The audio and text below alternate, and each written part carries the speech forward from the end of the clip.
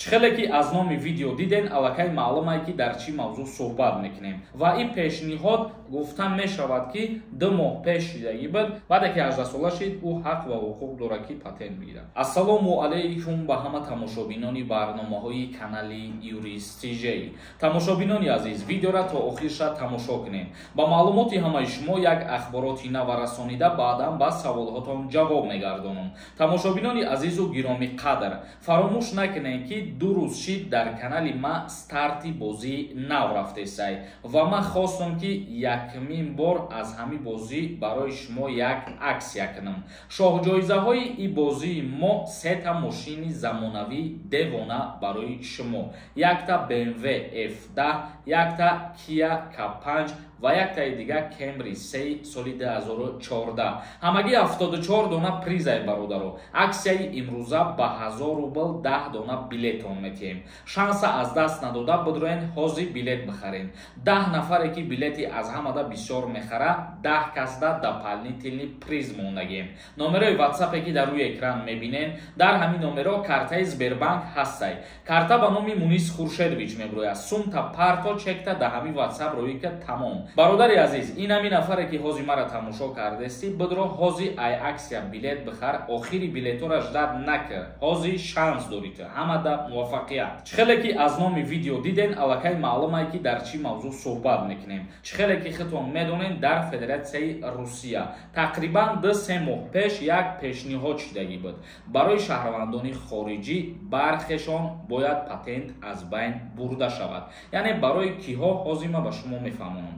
Шаҳрвандони хориҷие ки дар Федератсияи Русия дар ягон складҳо ё ки дар ягон заводҳо ба ҳайси ронандагӣ кор мекунанд, бо тариқи фура аз Россия ба дигар ҷоҳора бор мебаранд. Ё мисол мегирем, агар дар ҳамун даруни Федератсияи Русия аз ин шаҳр ба ин шаҳрша бор мебаранд, ронандагӣ мекунанд дар фураҳо, пешниҳод шид ки барои ана ҳамин гуна нафарҳо патент аз байн бурда шавад ва ин пешниҳод гуфта мешавад ки 2 моҳ пеш шидагӣ буд. Айни ҳол дар ҳамин мавзӯъ боз як гуфтушуниди дигар такрорӣ карданд ки ҳарчи зудтар барои ҳамин гуна нафарҳои хориҷӣ патент аз байн бурда шавад.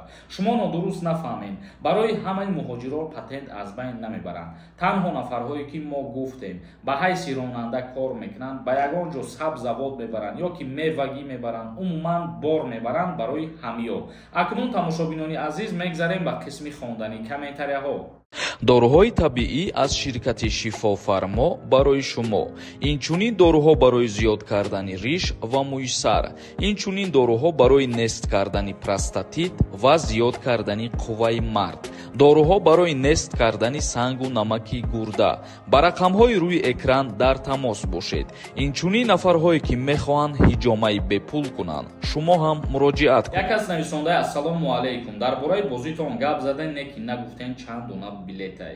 Билет ӯ қадар бисёр нестай, ай сабабе ки билетҳои мо арзонай, мо тез билетҳомона худо хоҳад тамом мекунем. Шумо бидроем билет харидан гирем, тамом бародаро. Як каси дигар нависонда салом сорбон. Созен як саволи манда ҷавоб тен илтимос. Паспорти ман 7/07/2024 муҳлаташ тамом мешавад.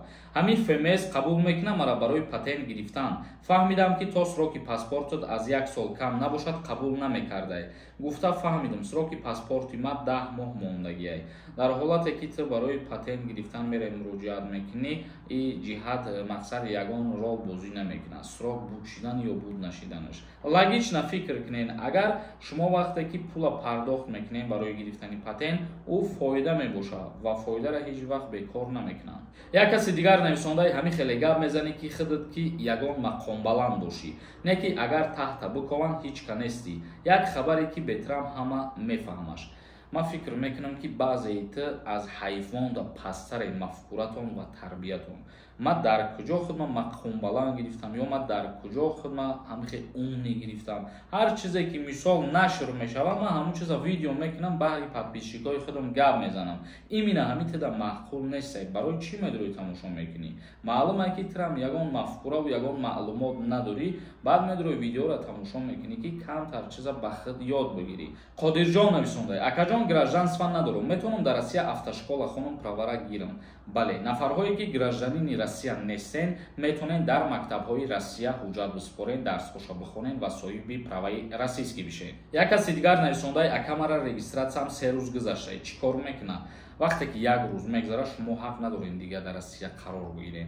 вақте ки регистратсияи шумо тамом шудани мешава, як ҳафта пеш аз ҳама хубаш бо ҳамура продлит кунед. Як каси дигар нависонда: ассалому алайкум бародар. Саволи ман чунин аст: ҷиянам 28 август Россия мегӯяд, лекин 3 сентябрда 18 сола мешава. Патент кардан метона? бале, вақте ки 28 август ба Россияра сафар мекуна, то регистратсияша мегира ки аллакай мисол мегирем 18 солагида пра дохил мешава. баъде ки 18 сола шид, ӯ ҳақ ва ҳуқуқ дора ки патент бигира. Як каси дигар нависонда: ассалому алайкум акаи Сорбон. ҳамин рейдҳо кай тамом мешаванд? Як хел одамо меган то 27 августа. рост боша, илтимос ҳамин саволи мада ҷавоб диҳем. Пешакӣ раҳмат ака. ба гуфтаи як хел одамо бугӯй, агар ба ин рӯзҳо чандин гапҳо мешунавӣ, лекин ҳичиш аниқ нестае. Худованд худаш медонад чиза. Як каси дигар нависонда: ассалому алайкум, илтимос ба ин саволи ман ҷавоб гардонед. Ман 5 фарзанди ноболиғ дорам. Фарзандом гражданини Россия ҳамаш. ман аз пушти фарзандом вид на жительство гирифтам. шавҳар дорам, ЗАГС надорем. метавонем дар гражданство супорем. дар ҳолате ки шумо ЗАГС надошта бошен, мисол мегирем, агар метавонед ЗАГС бикунед ва баъдан шумо дар гражданство падават кунед.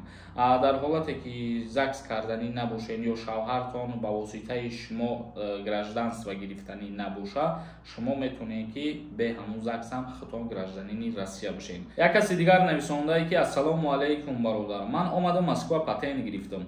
як моҳаша споридам, тамом 4 моҳ мешавад наспоридам. вақти рафтан чӣ мешавад? илтимос мегуфтӣ. вақти рафтан як чиза фаромӯш накунед. баъзе ҳолатҳое ҳастае ки дар таможни контрол гузаштан аз шумо ҳуҷҷат мепурсанд, проверка мекунанд ки патент доштен ё пули патент пардохт карден ё накарден. ва дар ҳамин ҳолат агар ки огоҳ шаванд, шуморо запрет мекунанд. вале бо гуфта мешавад ки баъзе ҳолатҳое ҳастае ки ҳамин чизоро ба назар намегира ҳеҷ кас дар аэропорт. тамошобинони азиз, видеоро ҷамъбаст мекунам. то навораҳои дигар, худованд ҳамаи мо шуморо нигаҳбон бошад.